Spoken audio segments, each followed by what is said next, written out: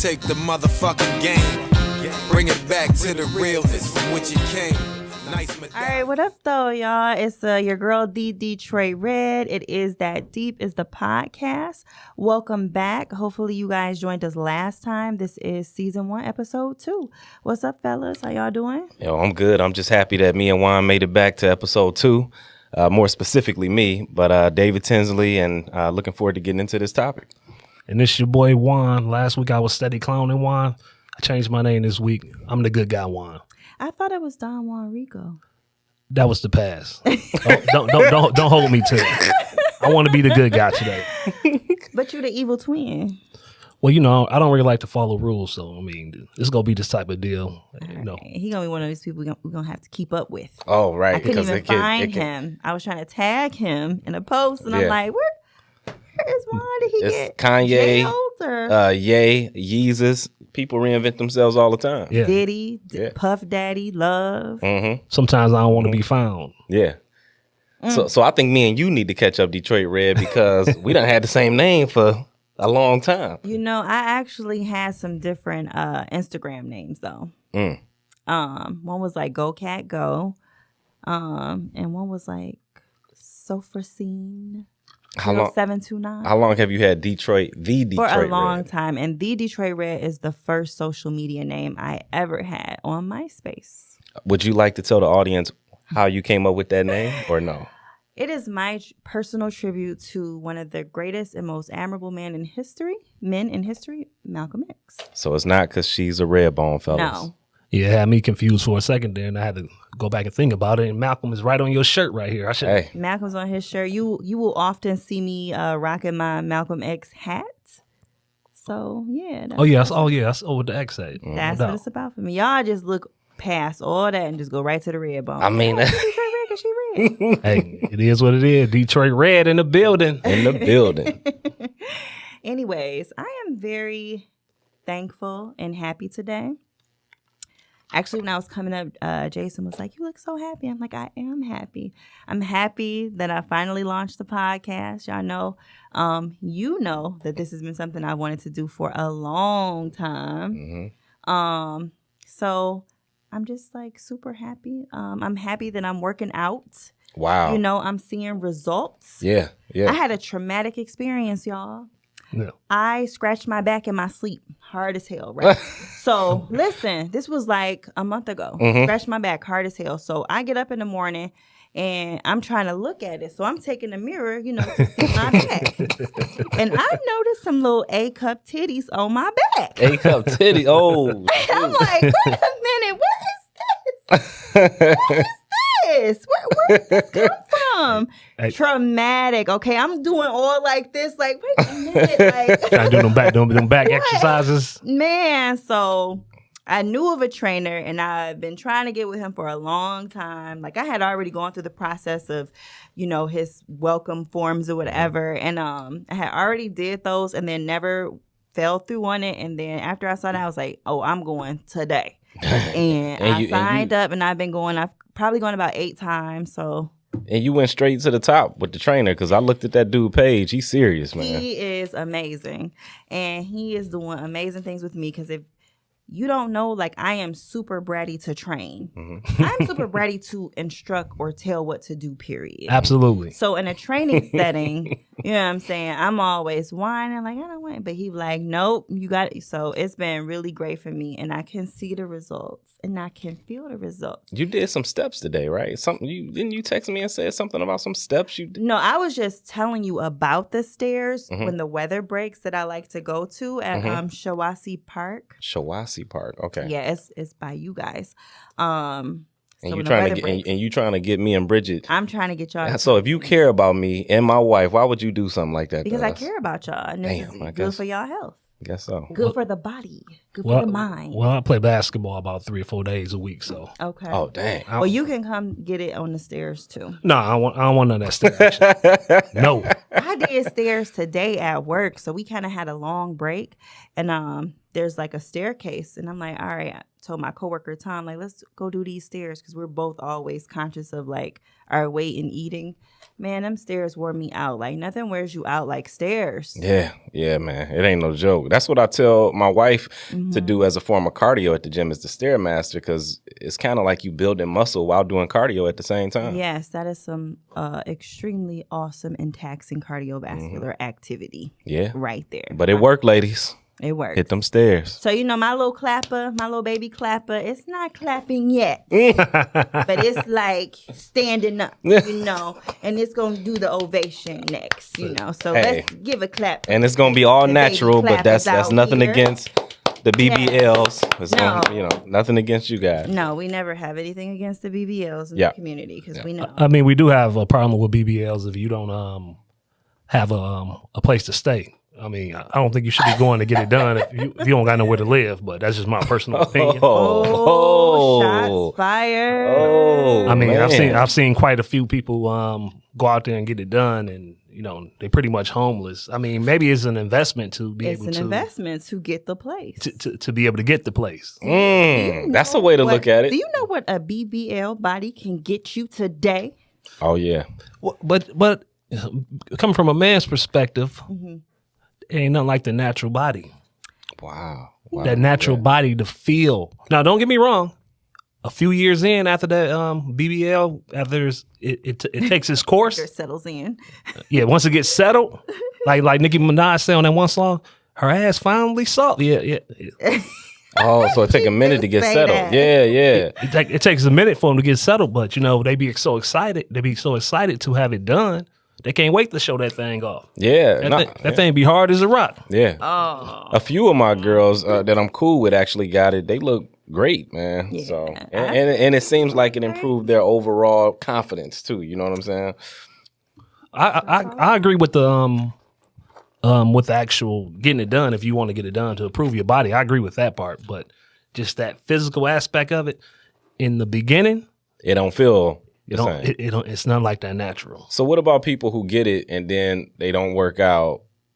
Or They will gain that fat back. I okay. see people all the time that have to get work done several times if they don't get in that gym. That's what Cardi B said. She was like, I'm just Yeah. gonna get surgery again. Yeah, I mean, when you have money like that, hey, keep getting I it. mean, but I feel like you would have to worry about all the scarring on your body. You know what I'm saying? Man, they can do that joint now though, man, where it's not as Scar-free? Yeah.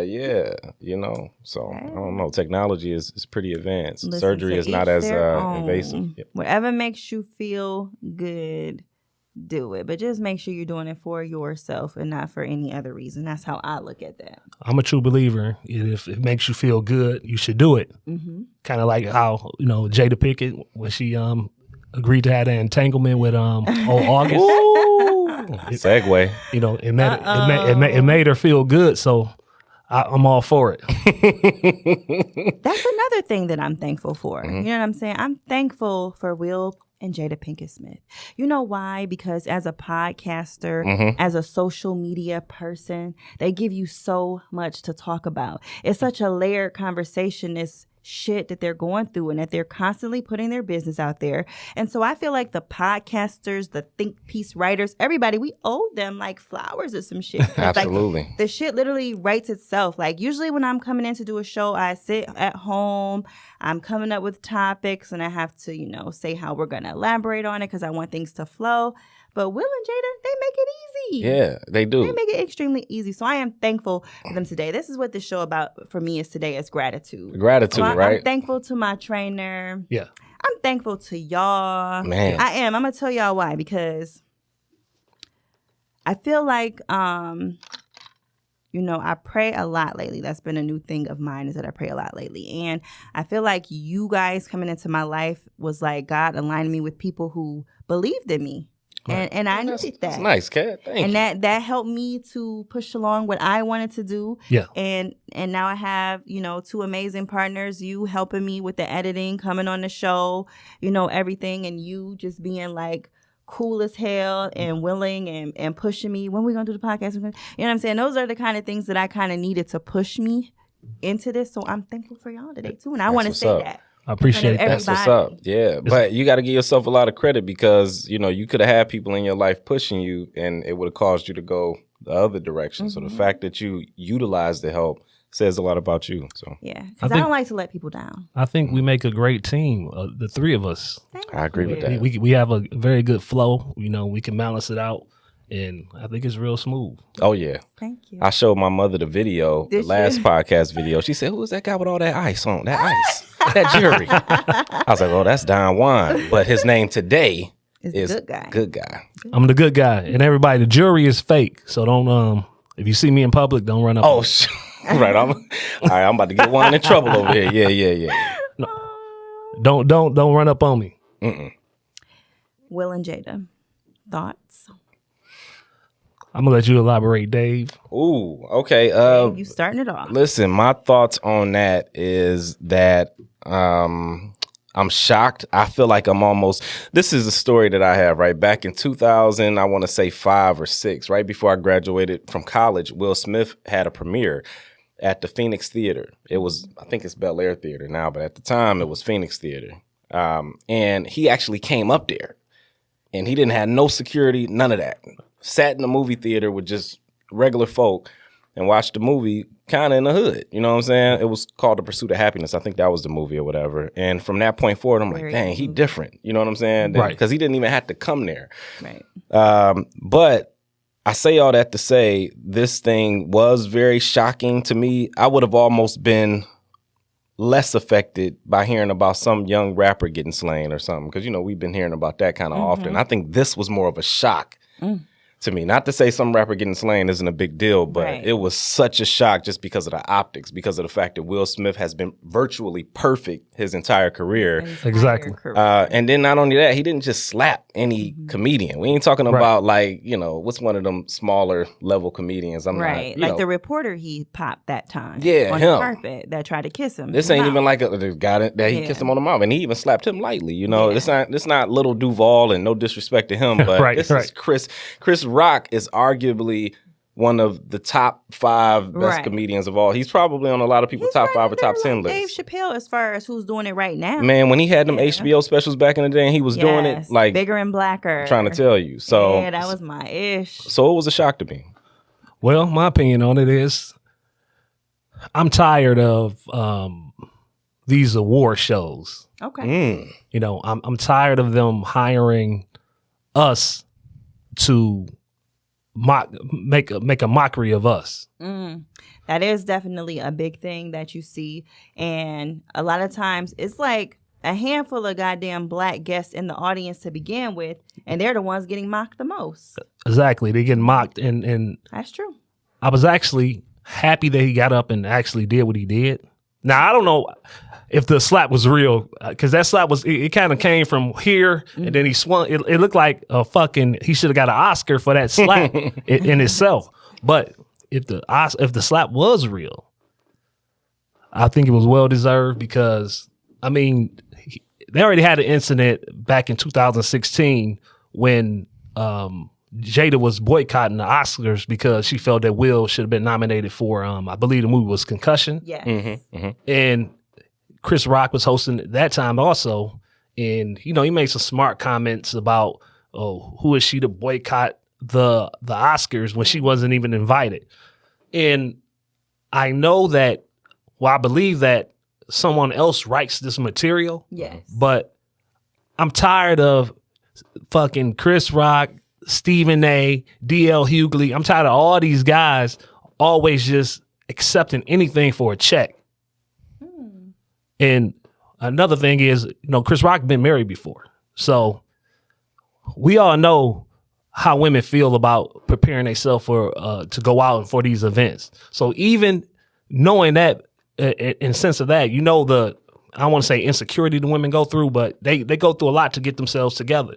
So she done put her dress on and did her makeup coming out to be presentable and pretty in front of the camera, and you make a joke about her appearance. And I just didn't like it. You know what I mean? You can't do that to my lady. You can't do it. I'm sorry.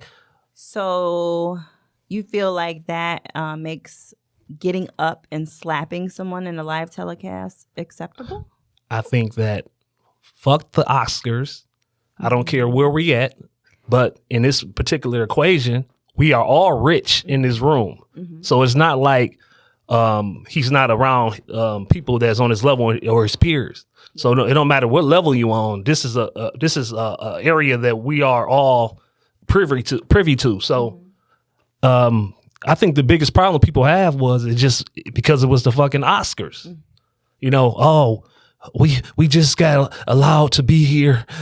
He's setting us back, you know, setting the black people back 100 years. No, I think he pushing the culture forward. Like, if you disrespect me, I'm going to slap your ass at the Oscars in front of these people who pay you to make a mockery out of me. Now, how more fucking disrespectful can I be back to you? But that's my opinion.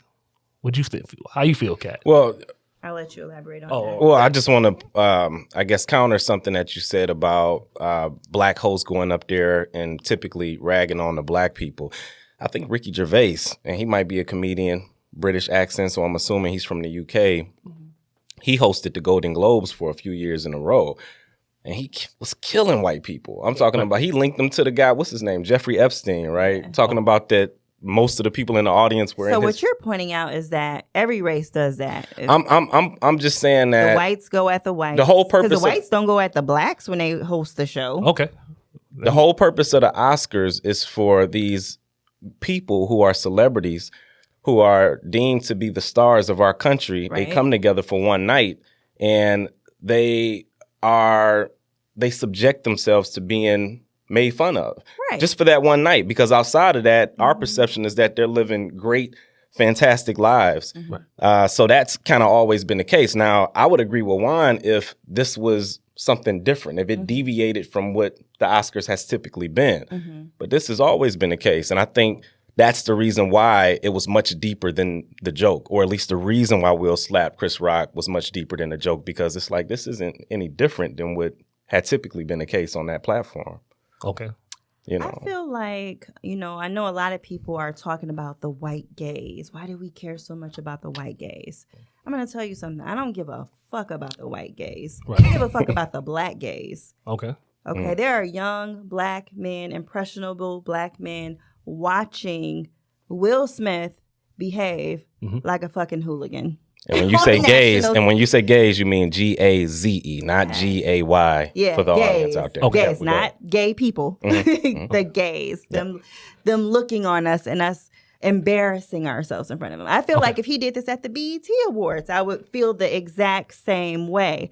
It's just disappointing behavior. Yes, I think that you should defend your spouse, but I do think that you have to be appropriate. And I do think that sometimes the pendulum of protection swings both ways. Okay. I'm not going to let my man do that, because I know that he's taken years crafting his reputation, being the person that he has been. I'm not going to let him destroy that over that joke. It ain't like he called her a bald-headed scallywag and got no hair in the back. Right. You know what I'm saying? He said G.I. Jane. Yes, it was not tasteful. Right. But it was not harsh But why- like that. And he could have easily just said, hey, keep my wife's name out your mouth from his seat. Yeah. He ain't have to get up there and slap him. The main If he would reason- have said that would have been enough. He could have saw that man backstage. Okay? Okay. Do some man shit. See this man, you gonna slap him backstage where he can slap your ass back and y'all can have a fight if that's what you want to do. But he also could slap him. He could have slapped him back right then and there. But being under that contract and being getting paid by those people, Exactly. I'm saying getting paid by those people. He's, you know, they say held his professionalism, but he would have took a bullet for that Oscars before he retaliated. You know what I mean? And all I'm saying is, how much money do you have to make before you could say, fuck it, I am free and I am a man myself? How much money does it take? So you're saying that on Chris Rock's On Chris Rock's that behalf. he could have fought back.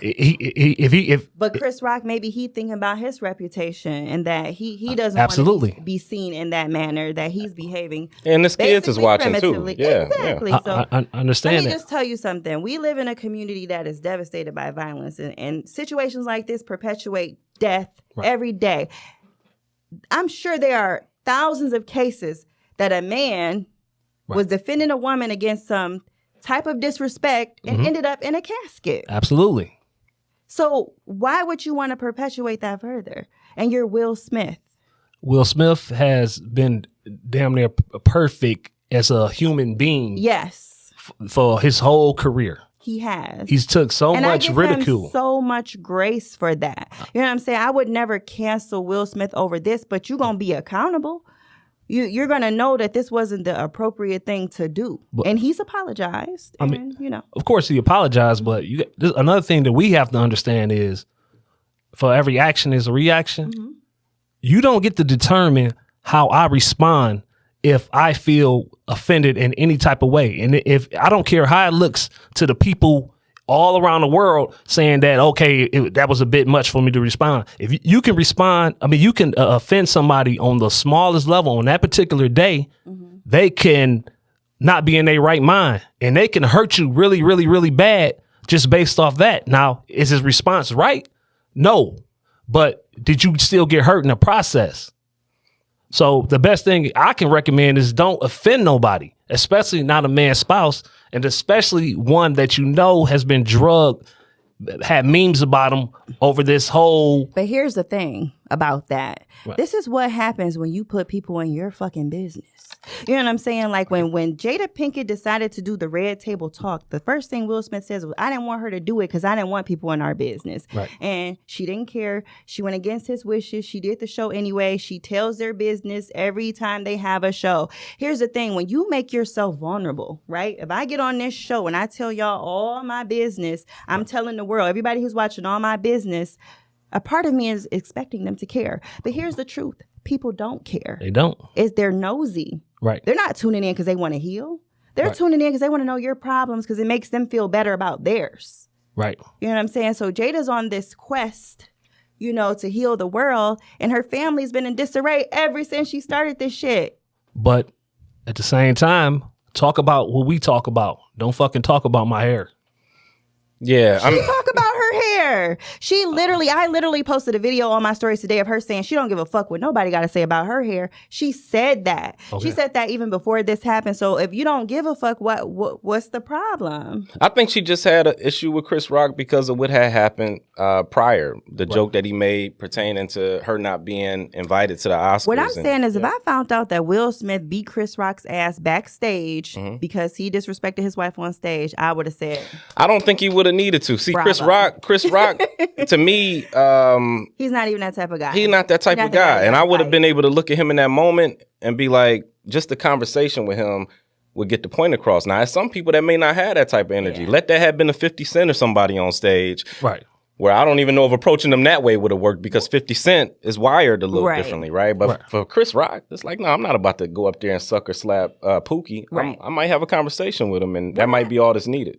Yeah. What I also hate about this moment is the division that it creates within us, because you have the people who are for the slap and against the slap. Yeah. Right. You know what I'm saying? And then that creates this divide, because if you're not for the slap, then you're not for protecting Black women. But it also shows how nuanced we are and how, you know, we're not a monolith. You know, we all have different perspectives. Like Juan just said something Black people say. Black people want to be monolithic as fuck, because if you step outside of what we say it is and how you should think and feel, then you're canceled. Yeah, most do, but I think freedom is being able to exist in different forms and not necessarily being enslaved by that's not something a stereotype. That we have. Yeah. Black people don't have a lot of freedom, and a lot of it is because of who we are. You know what I'm saying? I say this all the time. I'd be like, I'm jealous of white people. You know why? Because a white girl can step out the house in dirty shoes, looking bummy as hell, and nobody's ever going to assume she's poor or struggling. Yeah. You know what I'm saying? Like, my Black ass, if you see me at the store looking bummy, you're going to tell people I fell off, I'm doing bad. Like, you know what I'm saying? Like, we are so judgmental to each other. And because we are so judgmental, it makes it hard for us to be free. Yeah. Yeah, no, I agree with that. Juan said something interesting a second ago about, you know, for every action, the reaction doesn't have to equal it. And that's real. Like, I learned that lesson a long time, because I grew up on the east side of Detroit. And you never know what a person is going through, how they're wired, what they're feeling, what happened at their job earlier that day. So you got to be careful, you know. But at the same time, I just wasn't expecting that. Will Smith is 53 years old. Well, but that don't matter. That doesn't matter. It does matter. It does because not you matter. Know better. Well, I just think the setting, again, in that type of setting where that type of thing typically happens, in my mind, if I know I'm going there, And I know I'm going to this place where they tell jokes, and I'm sitting in the front row, so there's a high likelihood that they're going to call me or my wife out, then maybe I shouldn't go. Right. Maybe I shouldn't go because that's what they do. If it's Oscars so white, if it's all of this, then why even participate? You know what? I think that they put, the stigma. They was nominated. Yeah, he was But now you're nominated, so now you're okay. There's a lot of people who probably weren't nominated this time that feel away. You know what I'm saying? Like, it's just kind of like wanting to have it both ways. I think his reaction was based on the fact of what's happens behind closed doors. Mm-hmm. The emotional distress that she goes through or may have went through, before she got to this point where she says she don't care if nobody talk. You know how when people start saying, I don't care. Yes, you do care. Mm-hmm. So I think when he saw that look on her face, it put him emotionally in a state of that a hurt that she had at home behind closed doors, mm-hmm. that made him get up there and take that reaction towards Chris Rock. Mm-hmm. So, I mean, I'm not making an excuse for it, but all I'm saying is, Chris, you didn't have to make that reference. Do you think he would have done that if it was, Steve Harvey or Eddie Murphy or, you know what I'm saying, a different comedian? Do you think he would have had the same reaction? I know we don't know, right? But let's just be honest. Do you think he would have done it if it was one of those people? I don't know. I don't know if he would have done it. But they're all kind of because a lot of people say if it was The Rock, would he have done it? And I'm thinking to myself, like, if you get pushed to that point, it don't matter who the fuck is up there. Yes. Because I mean, yes, The Rock is bigger than Chris Rock, but at the same time, what like the Bible say, David and Goliath, we gonna knock that motherfucking giant down if we have to. That's why it's tough to speak in hypotheticals for that reason right there, because we don't know. But now I guess now I have another question. Juan, do you think that it was isolated to just him feeling a certain way about how his wife felt at home about her condition, or was it a culmination of all of these things that have been happening with their marriage being public, the August Alsina stuff? Was it all of that sort of contributed to that reaction where he said, I can't take this no more? Right. I feel like he definitely had some insecurity about all the ridicule and criticism that he faces. And I think he does a very good job. Pertaining to his manhood being in question. Yeah, his manhood, you know what I'm saying? They keep coming with these jokes, and it's one thing. His wife does get it the worst, but I don't think Jada really cares. I think she's just kind of like, because she keep talking. Yeah. I mean, he did that interview with her after the whole August Alsina thing happened, and it was sort of to put the fire out because she was under scrutiny. Yeah. But he still ended up looking the worst.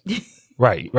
Even people were saying, well, you need to punch. But he's empathized with where she's kind of now looked at this narcissist. She's manipulative. She's a bad person. She's a terrible wife. Like, she's getting it. They're both getting it, but they're getting it like differently. Right. But even with this entanglement, she still don't deserve to be disrespected, especially in front of her husband, because they still together. Now they supposedly have an open marriage and have a lot of this open stuff going on. Mm-hmm. And just because you can't understand how people run a relationship don't mean it's toxic.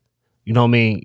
You just don't understand what they got going on. Right. I don't think that whatever they have going on as far as a relationship, I'm not here to judge that per se, but just from what I'm seeing, it just feels like, I don't know. It just feels like, to me, what he did felt very redemptive. Like he was trying to redeem himself. Felt good. And I feel like it's deeper than just the insults.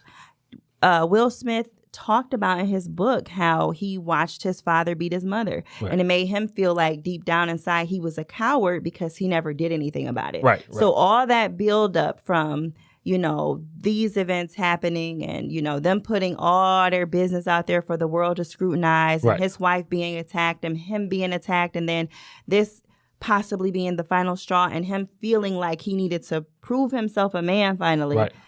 But to me, that still doesn't make it the right thing to do. You have to be in control of your emotions. We say that all the time. If Jada got up there and slapped the shit out of Regina Hall or Wanda Sykes, we would be having a totally different conversation. No, that's what ends up happening. Yeah. I can't tell you how many people I talked to in high school who had parents who were either on drugs. Mm-hmm.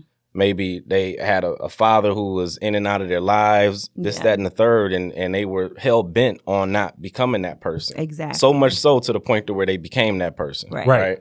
Laws of attraction. Yeah, so now you hitting somebody. So the same bully that you saw growing up beating on your mama, well, some would say that that's kind of how you looked in that moment. I mean, not to say that was the case, but yeah. I mean, when I look at Will Smith, I mean, he's like the most gentle, nicest guy ever. You know what I mean? I can't see a bully inside of him. This his second slap though. He done slapped somebody. I mean, you got to slap sometimes. That first slap, in my opinion, was justified. Yeah, this one, I felt like there was more behind it. But I'm just saying the fact that he would even do that where people see it. You know, this is the second time, so I don't think he's that soft and gentle as we might think. So let's unpack. And Jada alludes to that a lot. She says that we don't know him, and I feel like for her, in a sense, that this is probably relieving because people are getting to see that. You know what I'm saying? I look at these two people astrologically. You know what I'm saying? You know, I'm into the stars and shit. So, what's his sign?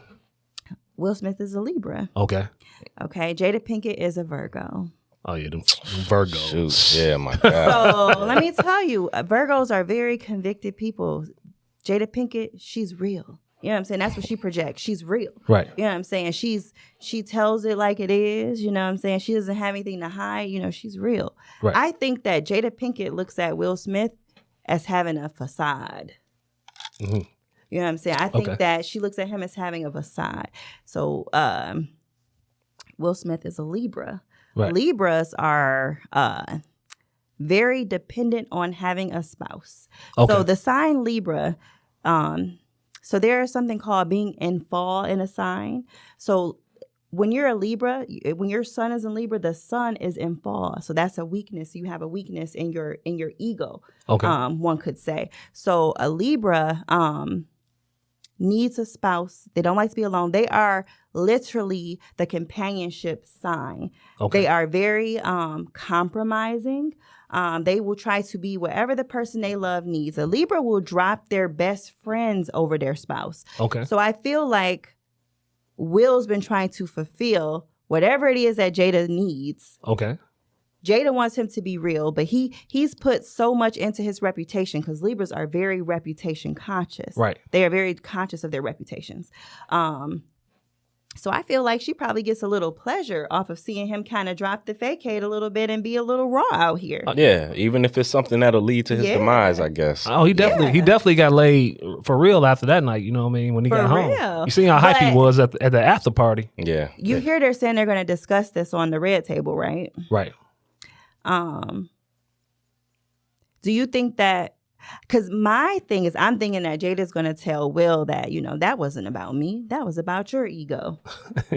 But very possible. Because she said that to him before. He threw her a big 40th birthday party. She said this on the red table. He threw her a big, elaborate 40th birthday party. And she was so upset because that party wasn't about me. It was about your ego. I wish my woman would do some shit. Right? And so now this moment that he done got up here and slapped the shit out of somebody, I could see her. She throw him under the bus like that. Saying, and then they're going to segue into going into a deeper conversation about his relationship with his father and the abuse. Right. But just think about that, though. Your woman tell you. Wednesday, March 30th, 2022, that I said this. Because when it happens, I want y'all to know that I said it first. I'm on my Soulja Boy shit right now. I said Soulja Boy Leo. He a Leo too, so we good. It's just like, you know, your woman tell you that you buying her all this extravagant stuff is to serve your ego. It's not for her. Right. I don't give a damn what it's for. Right. You getting it. Right. So in my opinion, I think it really is important who we pick. Because in that moment when my wife saw Will Smith go up there and do that, she was like, there's no way I would have just laughed at that joke and let it roll off because I know what you capable of. But he was laughing at first. Well, that's why my wife said that. And again, he saw her reaction. So again, if you with the right woman, she knows what ticks her man off. Right. And sometimes it's up to her to not let things go down a certain way. Like my one boy, he was in West Hollywood. He's in California, or he's from he lives in California. He's from Saginaw, Michigan. Yeah. And he was with this young lady, and during Halloween, everybody dresses up in these crazy costumes, and they all in the street. They got everything blocked off. And what ended up happening is that a fight broke out. So they was trying to get out of there. And she was like, you leave me out. And he was like, no, I'm going to stay behind you and put my hand on your waist and guide you out. I need to be behind you. Right. She was like, no, you get in front of me like a man, this, that, and the third. Right. So, anyway, he ends up getting in front of her. And then once he gets in front of her, he leads her out. But somebody slaps her on the ass. Whoa. It was some Mexican dude. Right. She turns around, she's going off on him. My boy don't know what's going on because he's in front of her. Right. So he like, yo, what you doing this? What you reacting like this to this guy for? He slapped me on the ass, this motherfucker, blah, blah, blah, blah, blah. Right. So then Marcus gets in the guy's face. Oh, this is my boy. I'm sorry, I done told you name. He gets in the guy's face. Yeah. And he's like, yo, that's my woman. What you doing? Right. Next thing you know, he sees 10 other Mexicans behind him staring at him. Right. And they waiting on him to do something. Right. He told his girl, let's go. Okay. Let's go. Let's get out of here. Now, she had a problem with that, right? I know she But did. that's the thing. Sometimes at the end of the day, I'm your man and you need to be able to trust me to lead. There's a reason why men are supposed to be cool, calm, and collected, because if our women are emotional, then we balance that. You don't want the person who's the pilot of a plane to be emotional because the shit gonna fucking go down and crash. So you need somebody who can think through things logically and be able to process stuff in real time and make the best decision, or the decision that's in the best interest of the household in general. And if Will Smith goes up there and slaps Chris Rock, which he did, if he's a regular guy in the street, then you better be willing to die behind that, because it ain't no telling what this guy gonna come back and do. And now all of a sudden you ain't able to be here for your kids, your wife. 2 months after you die, she gonna be fucking somebody else. Absolutely. And what was it all worth, right? Right. So that's why it's important to analyze these situations and not necessarily react. Be calculated about it. I believe that was very smart. I had an incident happen with me when I was in Vegas one time with my lady, and we were at the nightclub, and she was just walking a little bit in front of me, and a dude grabbed her ass or whatever while she was walking in front of me, but he didn't know that I was there or we was together, and I didn't even see it. But she just kind of told me. So, I was sitting there. He was there with probably about 4 or 5 guys. So I said, okay, point him out. She pointed at him. So what I did was, and this is no homo, I walked right up to him and I gripped his ass. And I looked at him and I looked at him in his fucking face and I said, do something. And at that particular second, they was gonna have to beat me to death. You know what I mean? If it came to that.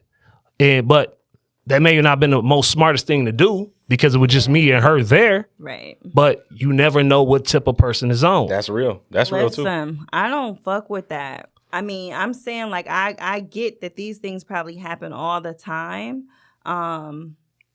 But as a people, we got to move differently. And sometimes, like I said, that pendulum of protection swings both ways. Mm-hmm. And sometimes you're going to take an L on behalf of your spouse. Because if I'm at a club and a man grabs my ass and I'm there with my man, I ain't saying shit. Because I don't want you to get in no fight. I don't want there to be altercation. I don't want to have to call your mother and say that you ain't breathing because somebody touched my ass. I had to take the L for that and tell you later. And I'm not saying nothing against your lady, but what I'm saying is like we have to start thinking about that. Because this shit happens too much and it's senseless, and it's so much senseless violence that happens. I had a thing happen to me before. I was out of the country with a guy, and a young lady that was on a trip with me that I just met on this trip invited the guy I was with to her room. Okay. He told me while we were at dinner, and I'm sitting right across from her.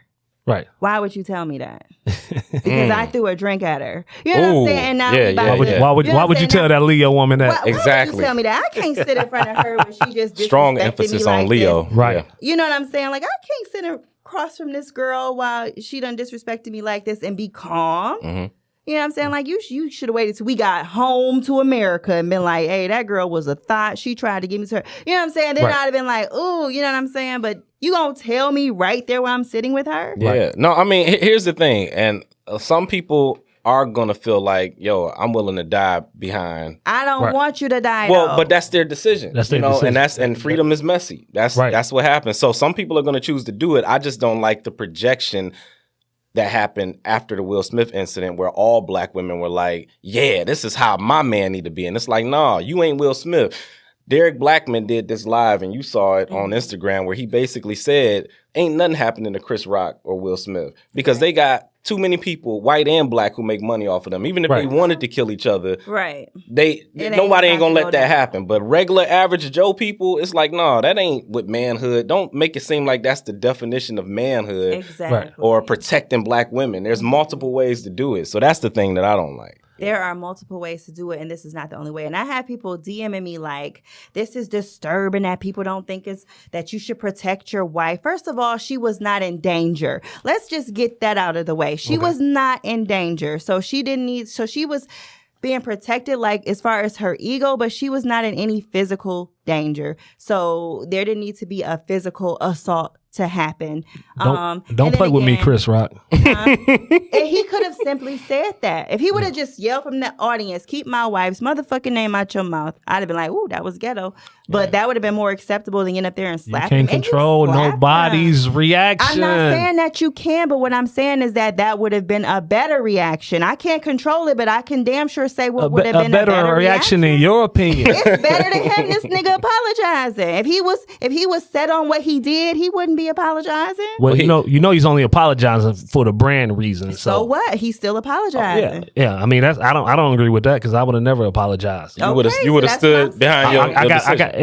So he made a decision that he can't even stand his ground on, because it was an emotional decision, and we know that that's not the right decision. And we're not gonna pretend like it's not. I don't agree on being emotional, but I feel like him and Chris Rock is on the same level. Like, it'd be a lot of people that tried to test me that I know that's on a lower level than me. So I will never respond to him, because you ain't got nothing to lose, or because he ain't like Jay-Z say, if I shoot you, I'm brainless. You shoot me, I'm famous. What's a nigga to do? I would never let somebody that I feel is below me bait me into fighting them. The particular thing in Vegas, you touch my lady, okay, cool. Now I'm on tip now. Yeah. I'm gonna disrespect the shit out of you. And grope you to let you know that it's not okay to touch women that don't invite you to touch them. I don't give a fuck if you do this 150 times every time you go outside.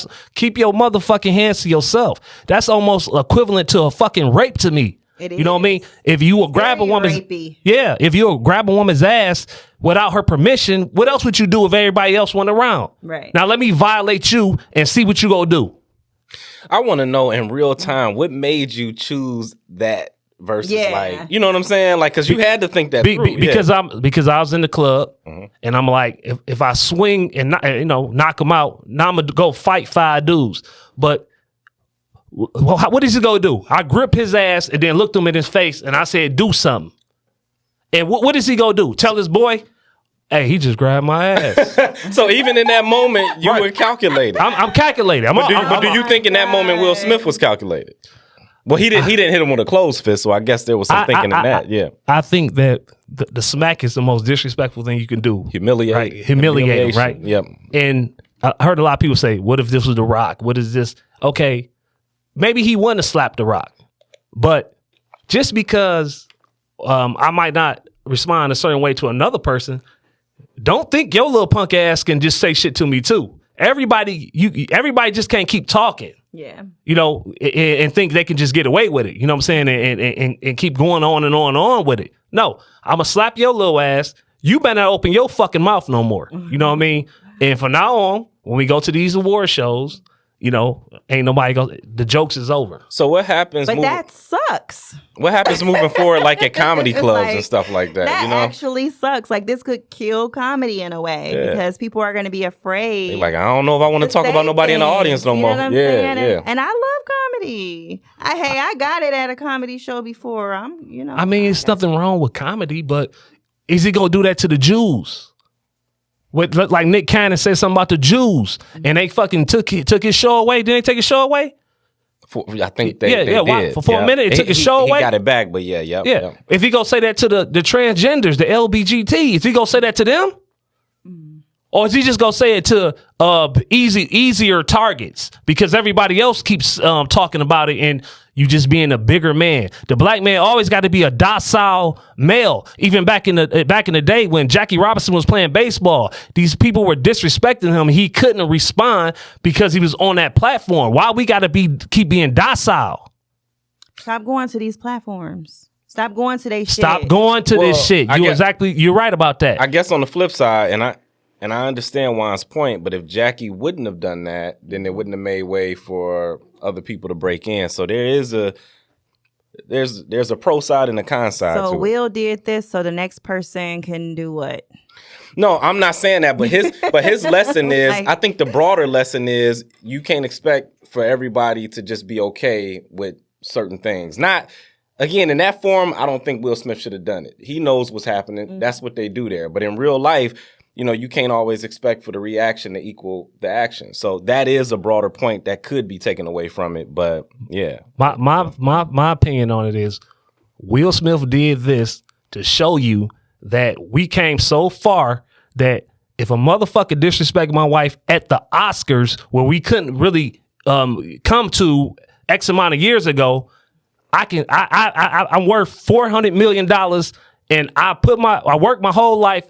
I deserve a certain respect, and I will slap the shit out of you if you disrespect me. But just like Derek Blackman said in that video, he just opened up the floodgates because everybody, there's however many billion people on this earth, you gonna slap everybody that says something to Jada. So you're not actually sending a message to people. You're basically inviting more dangerous people to say more shit. No, he slapped the person that is on his level. No, that's true. But I'm saying he's just going to get even more of it. Other people want to have Yeah. clout. You know what I'm saying? Okay. So that if they feel like you can be antagonized like this, right? They gonna come for you. Oh, lawsuit. Because that mean a lot for them. But we don't respond. Law of attraction. We don't respond to people that's not on our level. That's how level-headed we are when we on a certain level. Is he level-headed? We level-headed. He attacked a person of his peers. Uh-huh. He's not going on the street slapping Joe Ball. He ain't gonna come slap me because if I say, "Oh, Jada," blah blah blah, he's gonna slap someone on his level. Chris Rock is on his level. Mm-hmm. He's been a celebrity just as long as he has. What do you think? What do you think if they take his Oscar? Because that is actually something that they're saying they may take because he may have, broken one of their bylaws. Or I'm absolutely cool with that because at the end of the day, you got to be prepared for the consequences that come with your actions. As long as you accept the consequences, that's it. You got to live with that. I also feel like there were a lot of moments that happened that were big for other people, like Samuel L. Jackson getting an Oscar for the first time. That kind of got overshadowed with this. Beyonce performed. Nobody talked about Beyonce. Now something is up when ain't nobody talking about Beyonce. Yeah. How long ago should Samuel had received an Oscar though? Why do we keep allowing these people to put our value on us? Yeah, that's a question. But they keep attending. They keep going. Okay, they keep protesting and wanting the acceptance. So if we keeping it all the way real, the Oscars has been going down for like the last 5 or 6 years, and that's because you got a bunch of woke elitist people who deem it their responsibility to tell regular people how they should live their lives. They preach this climate change stuff.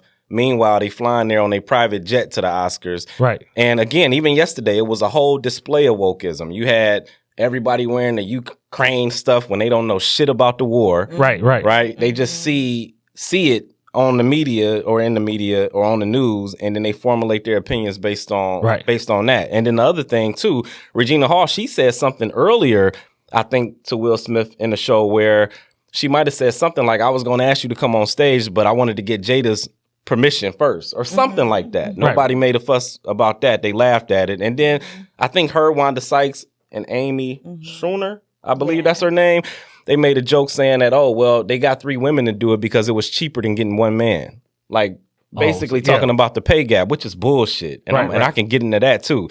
So ain't nobody feeling the Oscars. The main reason why the ratings went up after the slap is because that was the first time in a while that the Oscars was mentioned in the same sentence with something that wasn't political.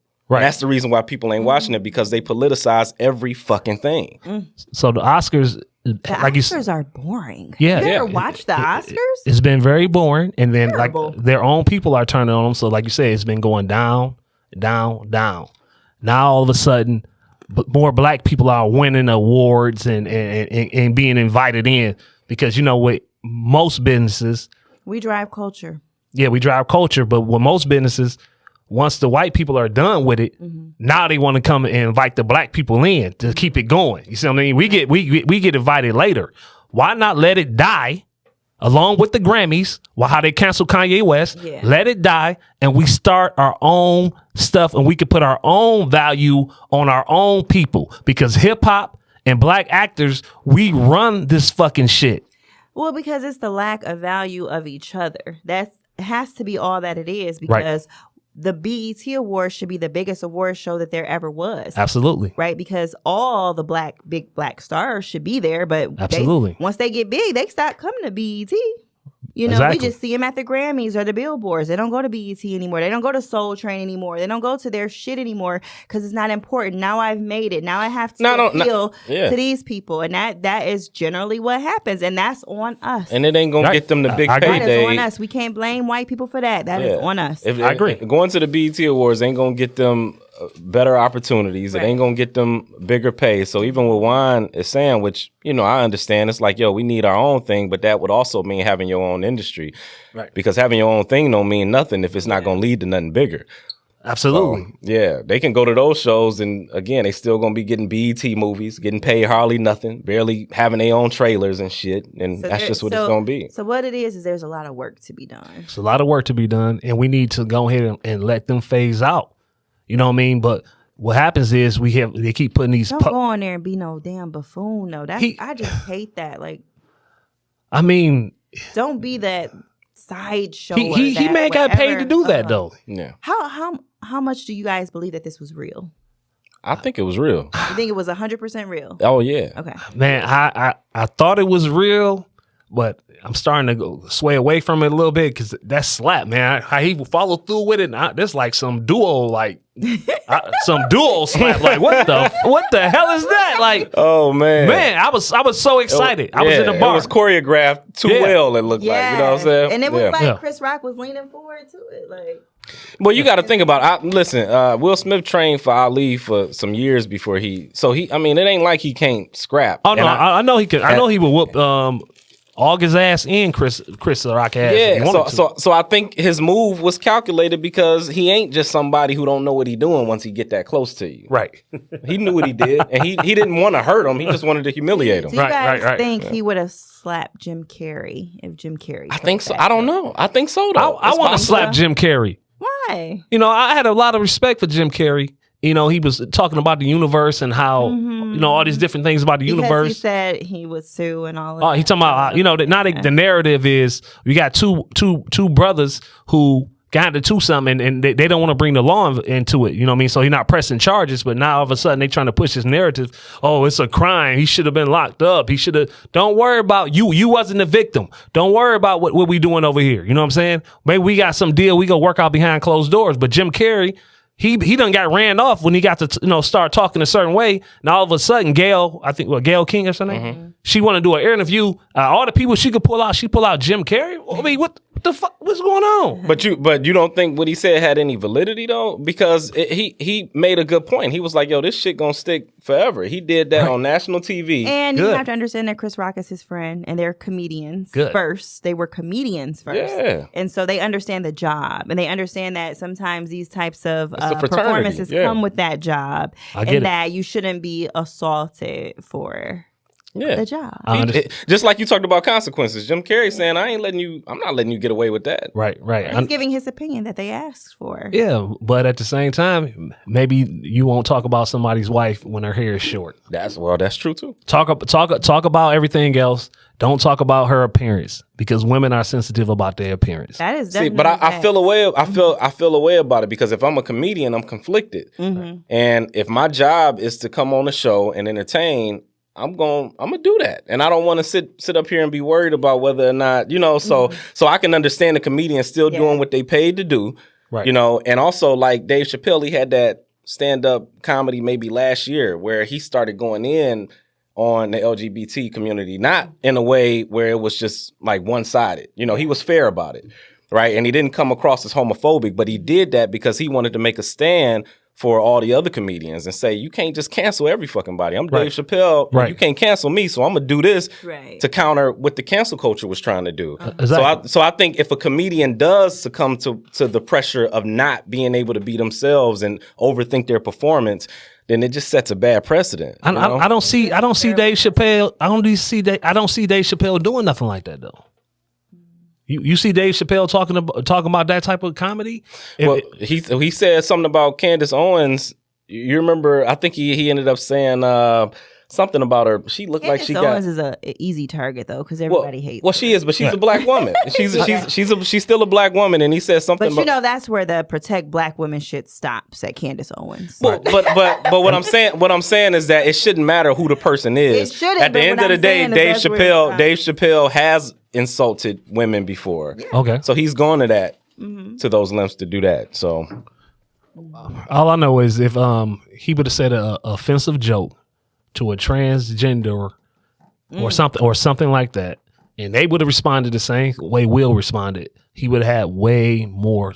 The transgender would have had way more support. I think Will Smith has a lot of support. Well, on my timeline, I don't know if it almost seems like they just purposely go opposite of whatever the fuck I'm thinking. So I'm constantly going off. Yeah. Because everybody on my timeline was like, he needs to control himself. You know, he should have known better. And I'm trying to figure out when the hell did everybody get so peaceful all of a sudden? I think you can. So two things can exist in the same space. You can say that. All right, well, shit, Will Smith, if all people should be able to get a pass, he's been practically perfect his whole damn career, right? So you can recognize that a person is human, and if they're able to forgive themselves and hold themselves accountable, then why shouldn't we forgive them too? But at the same time, we can recognize that maybe it wasn't the best way to handle it and learn from it. So I think if people are doing it that way, it's productive, right? And that's how I feel about it. Like I said, I just feel like he did not behave as he should have. But he's Will Smith. I'm going to give him grace all day because he has given us so much. He's given us so much greatness. Being a rapper, you know, coming out at a time when gangster rap was on the rise and he not even cussing. Right. Like, not only is he rapping and, you know, rapping about corny shit, he's not cussing, but we love him. Absolutely. And he gave, if anybody get a pass, it's him. Why is it corny, though? To aspire to be. I'm just saying... People call it corny. I know. Well, but I'm saying, but not ask for your opinion. I'm saying, well, why do they call it corny? Because That's it's not the image that's projected of us. That's a whole nother problem right there. Our image that's projected of black men is that, you know, we're hardcore. You're either a goddamn thug or you're a goddamn Tom. Okay. You know what I'm saying? So, you know, Will Smith, he kind of was neither. He wasn't a Tom. He was just like a good kid. Okay, but what I'm saying is, through, and he gave good kids something to know that it's safe to be a good kid. It's okay. So that's what I'm saying. Like, I'm going to always give him a pass because he's been so perfect. So being that good guy, being that corny guy for 30 years. Yes. And all the thugs get glamorized. Now we don't understand why when his lady gets semi-disrespected on his platform, now he acts like a thug. Now it's not acceptable no more. When everybody been accepting this our whole lives for the last 30 years? That's a good point because, like I said, even I think Salt and Pepper, right? It was Pepper had a chance to date him back in the day, and she wanted Tretch. She was like, he's a little too corny. Right. But then when he go over to this side of the spectrum, it's a problem. I get the hypocrisy in that. Yeah, it's a lot of hypocrisy. I don't think it's hypocritical in a sense that it's like once you give people this image of yourself, they're going to expect you to uphold it. Okay. Jada. You know what I'm saying? He created this reputation around himself. He created this narrative. Okay. You know, he said, I don't cuss in my raps. I don't, you know what I'm saying? And it translated to a lot of success and money. Exactly. Right. So he curated his image. How much money do you need, though? Yeah. So now we seeing that maybe, you know, right now he's just ready to be a free man. He's ready to be outside of his reputation and just be who he really is. But we can't expect him to have been that person earlier in his career. Usually when you get to 50, 60, something like that, you be like, man, fuck this. I done lived my whole life. He losing his filter. But early on, he did what he had to do. Wanted. She want that Tupac side to come out. Well, he's retired. He's retired from a nice guy. Right, he's retired from right. But that led to his success, and that's the reason why people even give a shit. What if Will Smith popped up with a Thug Life tattoo? Hey, I mean, listen, Jada, this was like years ago when they first got married. She never missed an opportunity. Whenever she was in an interview, she always talked about her undying love for Tupac. Yeah. Before he died, after he died, and Will Smith was quoted in some type of article talking about his raging jealousy for their chemistry. Oh, yes. Yeah. He said that. So again, at the end of the day, because Tupac didn't care about his reputation. That's what I'm saying. That's what she's always wanted him to do. Relinquish your reputation and love me so much. Well, as much as you love your reputation. And now he's proven that. Yeah, but like I said, at the end of the day, I think that all contributed to that reaction. At the end of the day, I'm not. It was about his ego, though. I'm not knocking him for protecting this woman. Yeah. Hey, that was a commendable act, even though I think he could have handled it better. Yeah. But what I will say is that we have to be. I mean, I'm careful about the type of woman that I married. That's why I married the woman that I married, and that's not to say she's perfect. Nobody is. But at the end of the day, I don't want somebody getting me into some shit that I can't get myself out of. Absolutely. Listen, because in that moment, Bridget. You said what? I finally met Bridget. Oh yeah, she met. Yeah, he was at the house. Yeah. Mm-hmm. No doubt. I was like kind of scared. Like, she's little, but she's got like a big personality. A big presence. She scared me. She got a big presence for sure. Yeah, that's real talk. No, shout out to Bridget. She waiting on me at home right now. We won't be able to watch no shows tonight, but it's all good. Right. It was Wednesday night. Okay, but yeah, this whole thing with Will, man.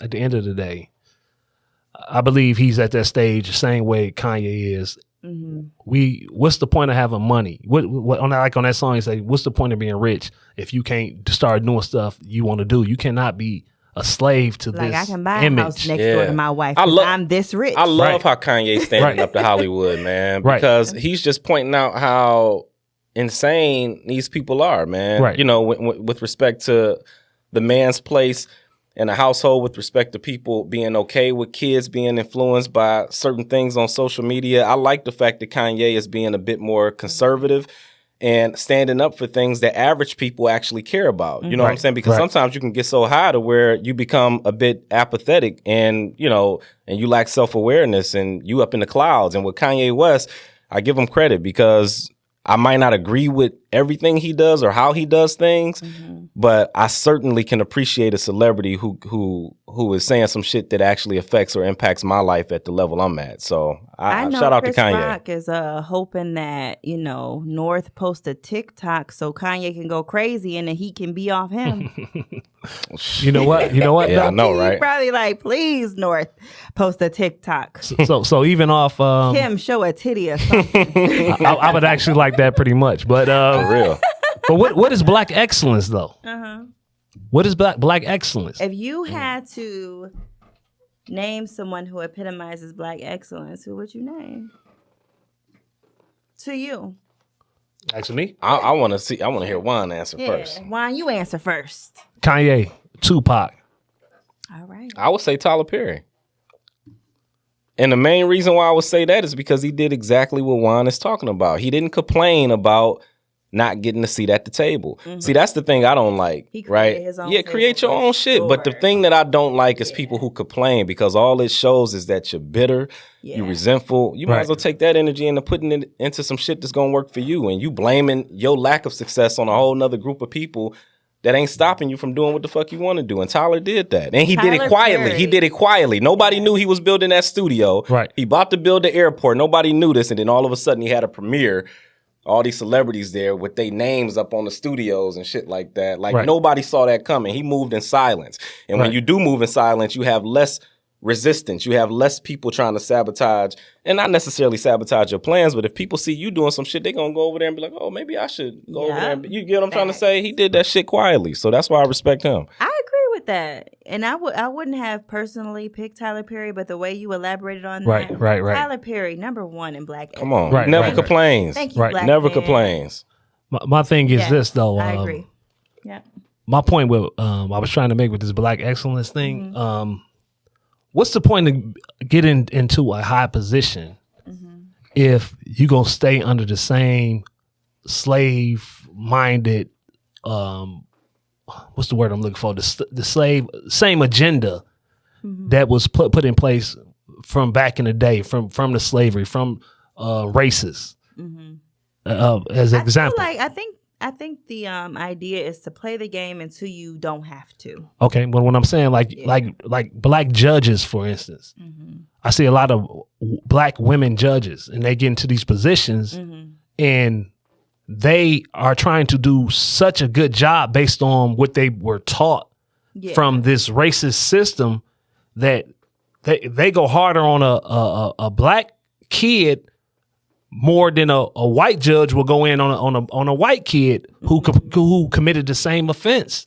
You ain't lying. Or- I think that's them trying to appeal to white supremacy. Exactly. Or So even you saying, when do we stop trying to appeal? when do we stop doing the quote unquote right thing, Barack Obama? When do we stop doing shucking that? and jiving? Shucking and jiving. Yeah. We had Trump. He did what he did, and he had to foul mouth, and he shook shit up. Little Trump Boosie. Yeah, but why? Barack Obama was damn near perfect as far as his personality and his demeanor, but did that do anything for us? When do we start going in there and shaking some shit up? Okay, oh yeah, if you do this, he might be killed, or this might happen and that might happen. When is it gonna be somebody willing to die for what they believe in? That's why we don't have another Detroit Red, Malcolm X. You know what I mean, or whatever. I would not recommend anybody to die for these people.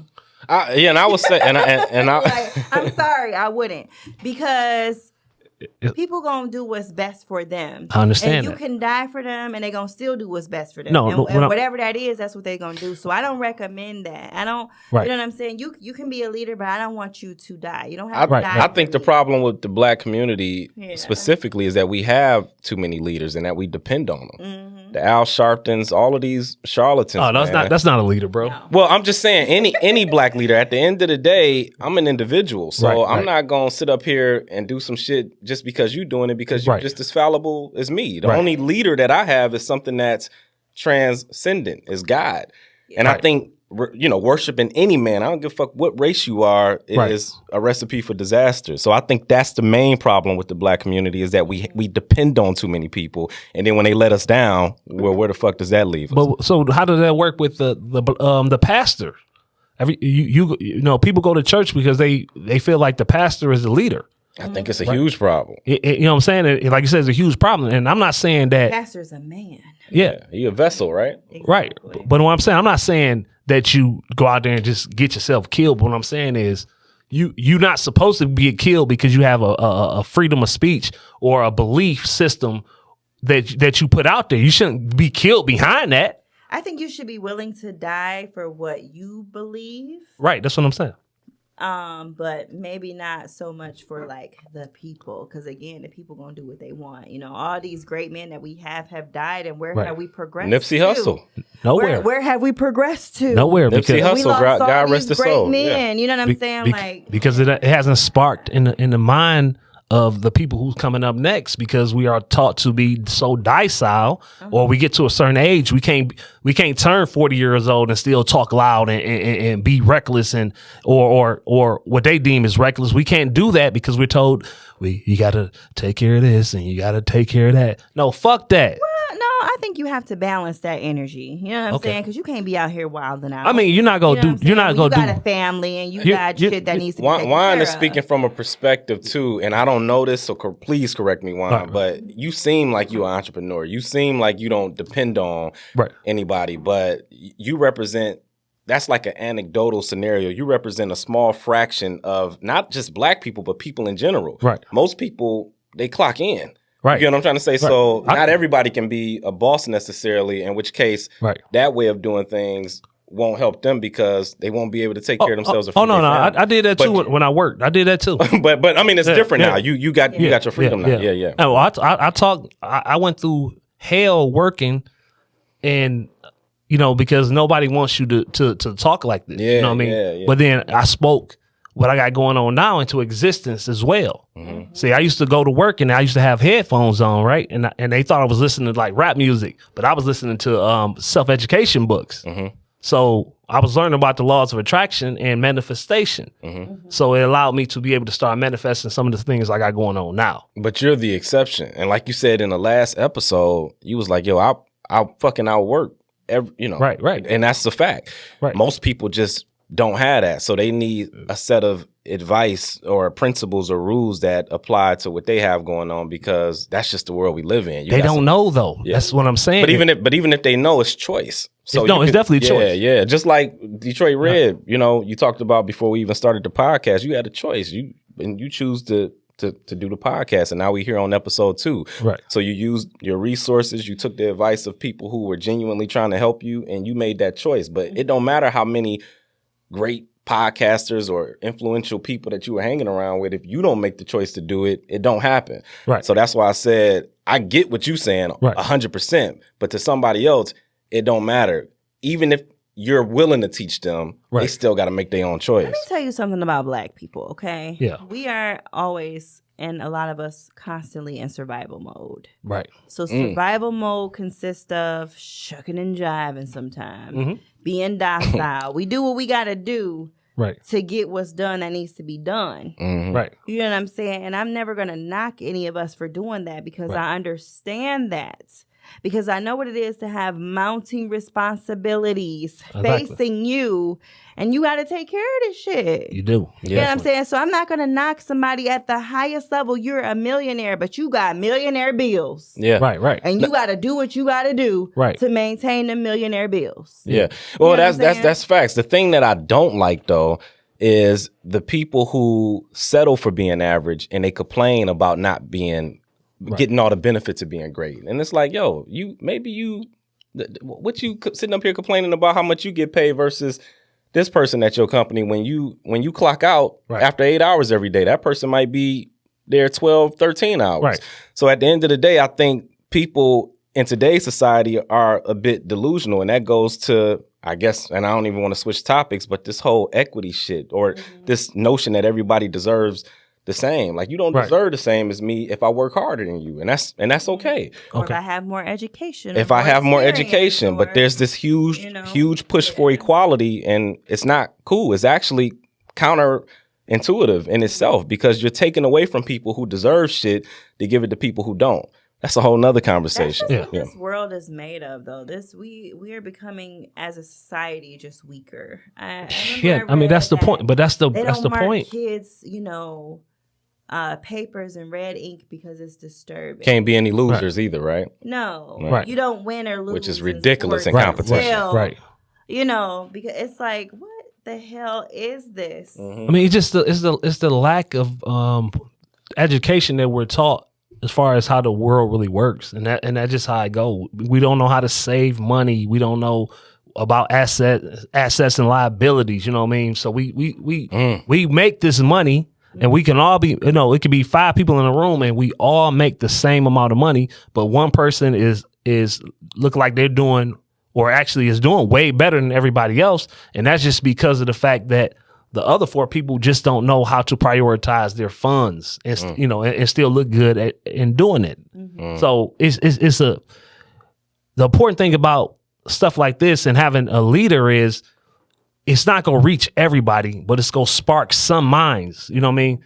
I hear so many people who I used to tell stuff 10 years ago, and they would just look at me like I was crazy. Right. You know what I mean? Because I'm so outspoken. So they look at me like I'm crazy, like, nah, whatever. And then they come back to me and say, damn, you was right. You were ahead of your time. 10 fucking years ago, though. Yeah. If we could have did everything together and we could have all been so far ahead, but we taught to be so selfish and to keep everything to ourselves. And we try to follow this system, 12 years of school, and we don't learn shit. Yeah. What are they teaching us? Yeah. Taxes, stocks. We don't know none of that shit. Right. Yeah. Yeah. Speaking of, well, you mind if I switch the topic? Oh, yeah. Speaking of school, I had a conversation with my niece today about the bill that was passed in Florida, where they basically said that kids, it's another thing about Hollywood because they went crazy. They went crazy over this, right? But the bill basically in Florida was banning teachers from basically having conversations or teaching kids about sexual orientation, transgender theory, gender identity, homosexuality, all sorts of things like that. So, and I think the kids aren't even allowed to necessarily talk about it, K through third grade. So you can say, oh, well, like, let's say you're doing a collage where you have to, put your parents up on a poster and you have to describe each one of the people in the household. Right. You can do that without necessarily saying what your parents' sexual orientation is. But everybody was up in fucking arms, especially Hollywood. And to me, it's not even debatable, right? But that's where we are now. That's where we are. Yeah. And we go back to that word from the previous episode, indoctrination. Why are you trying to teach kids about sexual orientation and get in grades, K through third grade. Why does it have to be about sex, period? Why do I have to know what you do in the bedroom at fucking 5 years old? Yeah. You know what I mean? It's not like you're a grown person and you choosing to live a particular lifestyle. You're like, bro, I just want to catch Pokemon. Right. Why I got to know about who I'm sleeping, who somebody's sleeping with at fucking 5 years old? That don't make sense to me. Yeah. Unless you're trying to program, because your first 7 years of your life are your most impressionable years as far as your subconscious programming. Yeah. So a lot of the stuff that you learn in your life coming within those first 7 years. Yeah. It's just a big indication of how further back I think we're slipping from a morale standpoint as a society. I mean, even the lady who was nominated, or I guess she is on the Supreme Court justice, right? I think last name Jackson, I can't even pronounce the first one. Her, Kamala, Obama, they all got them type of names, and I'm sure it's for a reason. Right. But and that's not to say that she's not. That's not to say that she's not qualified to do the job. But she was asked a question regarding what is a woman, and she couldn't even answer the shit. Come on, and to me, that's crazy. When you live, you a woman, and you can't answer that question. Fuck whether or not the question is relevant. The fact that you can't answer it shows how far we've dipped in society. Say I'm not a biologist. She's not a biologist. Yeah. Come on, that's insane. Yeah. Freedom of speech. Come on, man. What happened to freedom of speech? What happened to truth? I mean, you can't say XX chromosome, bear children. You can't. I don't get it. Applaud her for that, though. I've seen people applauding her for that, and I'm like, wait, what happened? And then I look into it, and I'm like, oh my God. But I'm not the type of person, I'm not going to argue with you about this, because I know that you are set on belief. Right. You're not set on biology. Yeah. You're set on belief. Yeah. You know what I'm saying? And I got to leave you to that. And I'm going to love you anyway. I'm going to love you if you're transgender, you're gay, you're whatever you are. I'm going to love you because you're a human. And because I realize that all humans are flawed. All humans have shit. You know what I'm saying? Like, if my cousin went to jail for killing somebody, I'm not going to stop loving my cousin.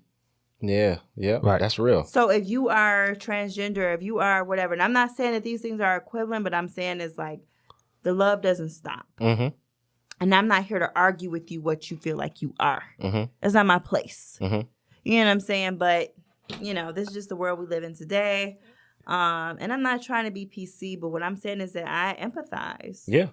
You can be whatever you want to be. You know what I'm saying? That's the one beautiful thing about life. You can be whatever you want to be, but then you got things like these women's sports.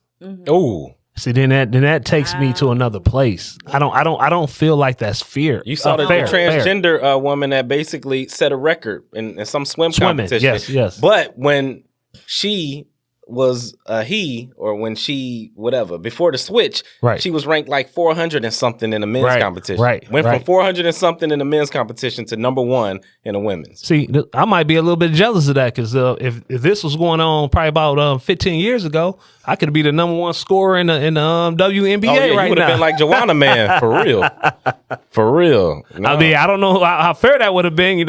I probably would have been the number one scorer. Nah, man. Yeah, but it's ridiculous, man. It's this push for equality, and people don't want to understand the fact that men and women we're different. Yeah. And it's not about us being equal. It's about us Right. being compatible. Right. You know, it's some shit. There's some perks to being a woman that men don't Right. experience, and vice versa. That's just what it is. But everybody is pushing for this equality, and as a result, we're becoming a more chaotic world because, you know, like if you think about an ecosystem, if two organisms don't understand what their purpose or function is within that ecosystem, Right. then the ecosystem goes to shit. And that's kind of what You you're lose that balance. Right. It's like I'm a tool and I don't even know what I'm supposed to do. And then I'm a hammer. I don't even know that I'm supposed to hammer nails in and shit. And I think that's what's happening with society. And that's why people are confused and the suicide rate is, you get all this shit. But go ahead, yeah, Juan. and I was gonna say, and you can they can get so offended,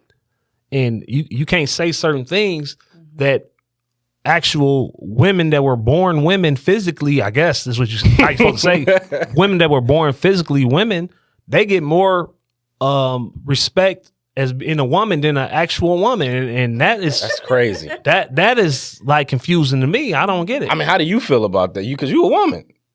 I mean, at least I think I can say that. Because no, you are. You are. No, she said in the last episode she said that she think in her past life she was a man. You know, Yeah. That's facts. Yeah. Yeah. All right. So no, I don't feel a way about it. I don't care. You know what I'm saying? Like, to be truthful, I don't care because there's nothing I can do about this shit that's happening. Right. And so I don't feel the need to put any energy towards arguing this shit with any motherfuckers. I'm just not going to. You know what I'm saying? Like, I can play my position as a woman, be a woman.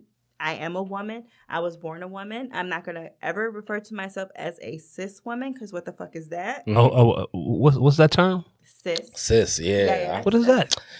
Shit, I don't know. I'm gonna be honest. I don't know what none of That's To describe a woman who was born. I gotta Google this shit. Oh, shit. Why are you looking that up? Yeah, I mean, I like, again, I get where you coming from with that in terms of like, hey, I'm not gonna sit up here and argue. I mean, it's not worth it to me. Yeah. I'm not gonna argue because you can't argue belief. Yeah, that's true. I'm just trying to figure out where exactly this So whole. it says, cis. Where is it going? Where's it going? Denoting or relating to a molecular structure in which two particular atoms or groups lie on the same side of a given. This can't be it. No, What that's the like hell is a cis? that's a cis. Like, there we go. Cisgender describes a person whose gender identity and sex assigned at birth are the same. Okay, right. Thank you for educating us with that That's and the what audience. This woman is, but they're making it so that you have to say that you're a cis woman, and I'm not calling myself that. I am a woman. See, but that's my problem with movements, right? They always start out with the right intentions, and then they inevitably end up going to a place where it's like, okay, now y'all just, like, even with the Kevin Hart shit, and I don't want to go into this too much, but when he couldn't do the Oscars because they brought up 10 years ago, his past, it's like y'all started out as a group of people trying to get equal rights, right, and then all of a sudden it led to you socially extorting people who may have said something that 10 years ago possibly was offensive, but maybe not. They A comedian not at even that. understood at that time, because times were completely different. It was 10 different, years ago. right? So you can't hold people accountable 20 years ago based on today's standards because the shit has been like changing rapidly. So Kevin, he can say something 10 years ago that offended somebody, but then Chris Rock today can say something yesterday that offended somebody and without them getting upset. So we got to make our mind up. I see where he goes. I understand Will Smith being upset. I'm not in agreement with his. It wasn't really about Will though. It was just about him responding to the emotion of his wife, and she shouldn't be held as less than a person because she slept with the dude August. That I agree with. That I agree with. No, I do agree with That's that. the past. Yeah. Because he forgave her. He forgave her. He cool with it. Then hey, I'm cool with it. We can't hold her accountable. That's their business. Yeah. If he don't, Yeah. that's her husband, and he's saying, "Hey, And I know what happened." I just didn't like how every black woman was like, yeah, that's how you protect us. And it's like, nah, man. Right. That's Will Smith. Right. Will Smith got money. He can absorb I that. want to say this as a black woman. Yes, I want to be protected. And Right. I feel protected. I feel like if I walked out of here Right. now, Right. With these two black men, and somebody disrespected me, they would have Especially Juan. Right. Right. I'm gonna go crazy. my brother, my exes, I Right. would even say, would protect me from somebody talking shit about me. Right. You know what I'm It's saying? real Like, talk, I yeah. feel protected as a woman. Right.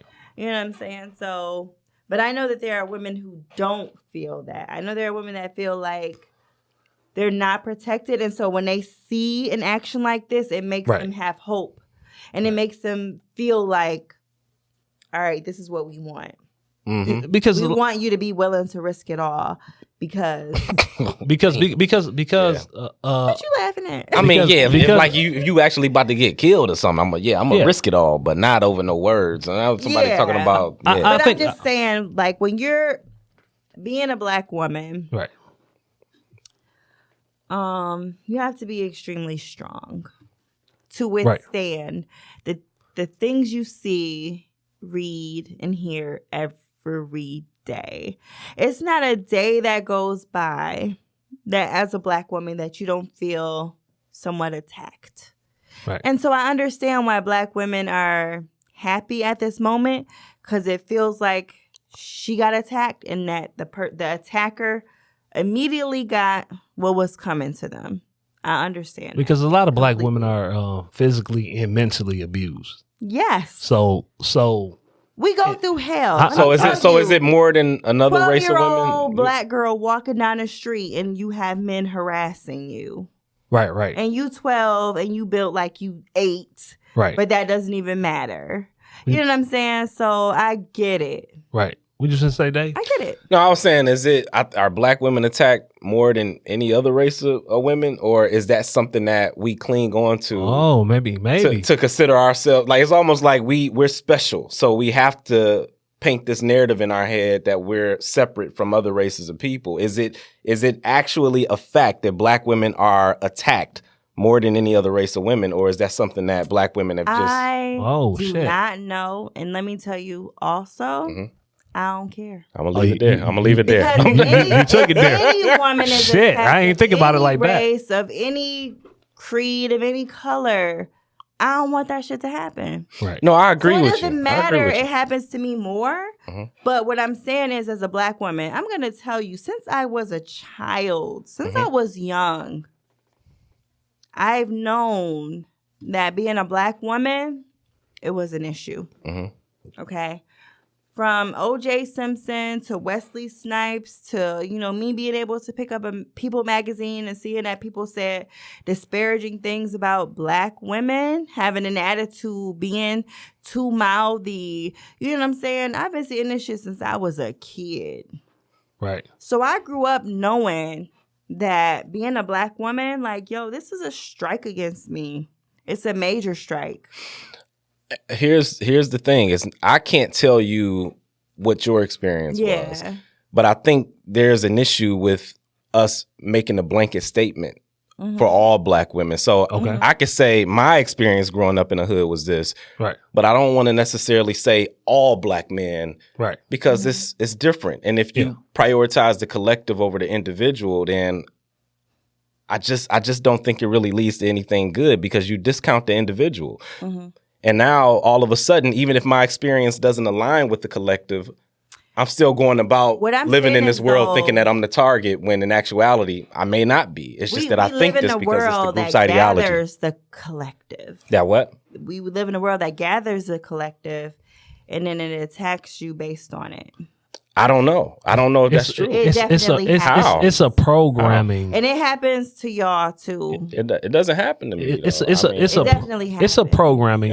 Yeah. So we're shown this on television or television, because they be lying all the time, but that women are difficult. Black women are difficult to deal with. I've read studies that said that black women were the ugliest women of all women. Yeah. They went through that stage, and we are programmed. I'm not saying that's right, but that's the same type of collectivism and blanket statements that I don't like. Listen. Yeah. Can you imagine how that makes you feel as a black woman? Absolutely. I can imagine it, but on the flip side, as an individual, You can only imagine it is what you can do. Well, I understand that, but you act like there aren't blanket statements cast on black men, too. There are, Exactly. but black men are upheld as y'all are like the face of masculinity.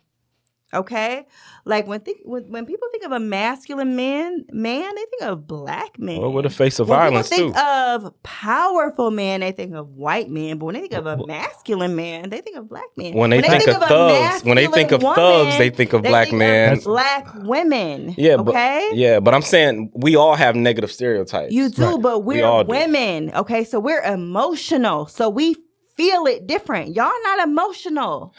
No, I'm not saying. Here's the thing. I'm not trying to reduce your experience. What I'm saying is that everybody has an experience, Right. No matter who Yeah, they but are. I don't give a fuck. Everybody has. I'm talking about my experience. I'm talking about our collective experience, and that shit is fucked up. No, I'm not. No, That's but all I just want y'all to I'm understand. saying the issue can sometimes be if we only look at the situation of the world revolving around us. Right, Yeah. right. Like It's we're outside of us, the yeah. lead character in our own movies, and Right, no other right. movie exists. You Right, know, right, I right. think that can be dangerous because you become a bit narcissistic and self-centered. Right. Yeah. Right. And then sometimes you're not assessing situations as rationally as you possibly can because Right. you don't even consider what somebody else could be going through. Right. Right. You And- you yeah. 100% right about I that. always consider what other people are going through. No, I'm not saying that. I know your experience. I can never Yeah. tell you that, but Right. it's sometimes it's just hard because I might hear like somebody told me, "Oh, you grew up in Detroit. I know the cops was always after you. I wish the cops came to my neighborhood more. Right, Like I ain't never had no bad You encounter with know how with no Right, fucking long cop. it take the police to come to Detroit? Yeah, Exactly. so it's different. At the end of the day, the police You would be dead. the police came around, but I never had to worry about them because I wasn't never really doing nothing illegal like that. Now, that's not Right. to say it still couldn't happen, but it is to say that my experience isn't the same as the collective. So I can't Right. sit up here and say, "Oh, police brutality against blacks is the maybe Right. it is the thing, but it ain't as far as my experience, and that has to mean something too." I think they pushed the narrative whichever way they wanted to go. Mm-hmm. You know what I mean? And once they start talking about just like this whole thing with Will and Jada in the Oscars, when they start talking about something, it just clouds the brains of everybody to be a certain way. You know what I mean? You got to pick a side. You got to pick a side. You almost forced to pick Yeah. a side. That's why I'm so proud for myself that I can be anyway. You know what I mean? Yeah. I could be a fucking pro-black motherfucker, but then I say, damn, Trump was cool, man. You know what I mean? Hold on. Yeah. You feel me? And motherfuckers hate Trump. But I still feel like he got results because I looked at what he was doing Right. versus what he was saying. Or That's just smart though. Yeah. Because when it comes to politics, that's what you have to Yeah. look at. Maybe I don't like you. Maybe I don't like your personality. But Right. if you're doing shit that's effective, right. hey. You know, It's you like House. You ever watch the show House? I never watch He had a terrible personality. He was a doctor. He was brilliant. He had a horrible bedside manner, but he will cure you of anything. Oh, okay. He will find what ails you. He knows how to cure it. Right. But he talks to you like you ain't shit. Right. Trump's House. Yeah. Okay. Yeah. But he was good at what he did. In a way. You know Right. what I'm saying? He was House in a way. But you got to you got to be able to shake stuff up because Yeah. we've been following the same routine for, Mm-hmm. you know what I'm saying, for the last 30, 40 years. And we've been following these routines and it's not working. You know what I'm saying? So Les Brown say if you continue to do the same thing every day without different results is insanity. Insanity. Mm-hmm. You know what I mean? What are we doing? Somebody got to shake some shit up. Yeah. If we go see something different. Juan, what are your closing thoughts on this episode? My closing thoughts is, He got so calm. oh yeah. You know, let me, I'm the good guy. Gotta get serious. He's a good guy on this episode. Let me put my tie on. No, I just think that you can't continue to make fun of people or bully people without expecting some type of response. Not saying that Chris Rock did that intentionally, but I'm so tired of people getting paid and think it's okay because you're getting paid to do a job that you can just go through with and everybody's supposed to just ha ha he he. You know what I mean? I'm tired of Stephen A. Smith with his opinions. I'm tired of D.L. Hughley. It just seems like they're not doing anything to push this culture forward. It's always just to keep us calm. And I feel like we need to get excited and start making some different moves, whatever way we need to do it. I don't suggest violence, but let's just make some noise some type of way. Well, for me, I think Juan said something earlier about being able to go both ways, and I think that duality is important. You know, like I can say that I don't agree with Will Smith's decision to do that. I think he could have handled it differently, but I also think it's commendable that he cared enough about his wife to do something, right? At the same time, you know, I can understand that maybe the joke on Chris Rock's end was in poor taste, but I also understand that he's a comedian and he's doing his job. So I don't want to look at these things in terms of absolutes, in terms of it being binary or right versus wrong. Sometimes shit happens, and it's best for us to try to unpack it as objectively as possible while understanding that we're just as fallible as these same people that we critique, and we're capable of making mistakes too. And I think when we do that, man, you know, and have a little bit more grace for people who fuck up, especially Will Smith, who's been perfect, right? Then, you know, that makes the world a better place. So, yep. Oh, it's my turn. Yep. Well, Juan, I like you. Twin power. Yeah, I feel like Good Guy Juan or Don Juan, Rico. Whatever he want to call himself this week. He's the good guy. You tapped on a point that was very important as far as like how women are about our appearance. We are sensitive about our appearance. That's why you see women, you know, going to the DR, Colombia, and all these places. You know, they could die. You know, getting these surgeries in order to look good and presentable and to look away, you know, where people aren't speaking about us negatively. So I really thank you for pointing that out and opening my eyes. And, you know, I do think that Will Smith has an obligation to protect his wife. Right. I also think that Jada Pinkett Smith has an obligation to protect her husband and what he holds, you know, near and dear to him as well. Right. I do feel like things could have been executed differently. Yeah. But I don't control that. Will Smith gets a pass from me because he has been perfect. Right. He has given us so much. He gets the extreme amount of grace from me. Jada gets the extreme amount of grace from me because she's a human and she's doing the best that she can too, whatever she's doing. Right. You know what I'm saying? I'm just here to offer my opinion, but I understand all the views because you spoke about duality. Mm-hmm. That's my favorite word. Because we're both good and bad, light and dark, perfect and imperfect, higher and lower consciousness. Higher and lower. Yeah. You know what I'm saying? We all delve into both of these areas in our life. None of us are infallible. We all need grace. Grace is given. Again, I'm thankful for them because here I am. I have been able to give a whole podcast of an hour and 30 minutes off of some shit that they went through. Right. Straight up. Right. You know what I'm saying? So, you know, at the end of the day, this is what happened. He protected his queen in the way that he saw fit. Mm-hmm. You know, I feel like he could have did differently, but this is what he saw fit, and I ain't mad at it. But I have an opinion on it. You have an opinion on it, and you know, he apologized, and I forgive him. Forgiveness is key. That's key. I cheer you on, Will. I cheer you on, Will. Protect black women at all costs. Protect. I don't want my black men dying at the same time.